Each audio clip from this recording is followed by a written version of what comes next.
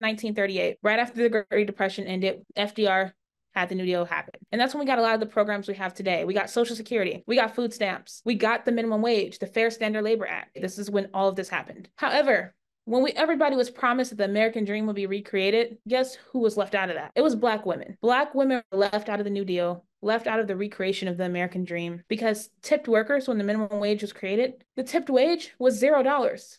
So it was only still tips. And over 90% of Black women at the time worked a tip job. 90% that were either working in restaurants, cleaning jobs, hairstylists, and other occupations that were primarily tipped. We fast forward to the 90s. And that's when we got the current system that we have, a two-tiered wage system where some people deserve a minimum wage and other people deserve a sub-minimum wage and are treated as subhuman. In the 90s, the sub-minimum wage for tipped workers was $2.13. Fast forward, nearly 30 years later, federally, it has not changed. It is still $2.13. And do you know who still works the majority of tip jobs? More than half of the industry is women, and 74% of the industry is people of color. It is majority women of color working these service jobs. It is a direct legacy of slavery that we all have to come together to end. It is the fact that economic justice is racial justice, and it's also women's rights.